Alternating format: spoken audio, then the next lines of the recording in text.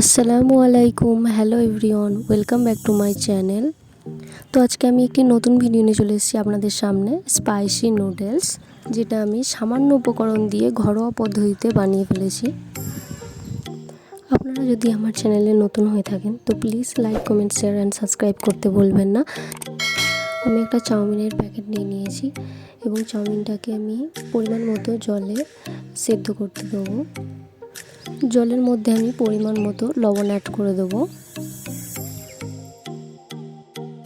জলটা একটু বেশ গরম হয়ে যায় তখন আমি চাউমিনটা দিয়ে দেবো এবং চাউমিনটাকে একটু নাড়াচাড়া করে নেব।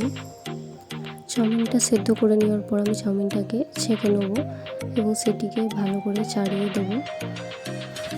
তারপর আমি কড়াইয়ের মধ্যে পরিমাণ মতো তেল দিয়ে দেবো।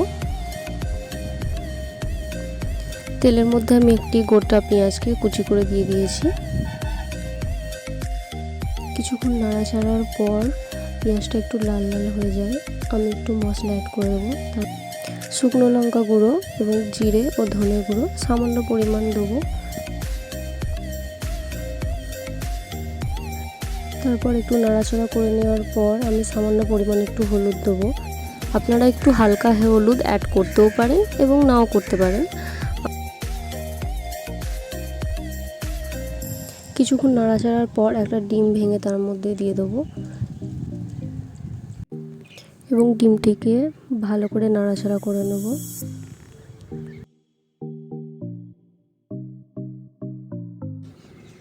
ডিমটা বেশ হয়ে যাওয়ার পর আমি আগে থেকেই মাংস কুচি করে রেখেছিলাম, সেটা ডিমটার মধ্যে অ্যাড করে দেবো। আমি মাংসটাকে ভালো করে নাড়াচাড়া করে নেওয়ার পর আমি ঘরোয়া কিছু মশলা তার মধ্যে অ্যাড করব।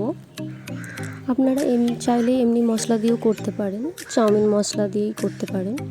তো আমার এটা ঘরোয়া মশলাটা বানানো ছিল, তাই আমি এটা অ্যাড করলাম। বেশ নাড়াচাড়া করার পর আমি চাউমিনটা দিয়ে দেবো।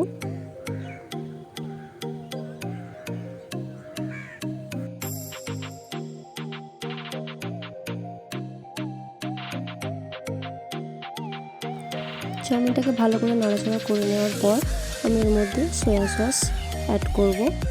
সামান্য পরিমাণ দেবো।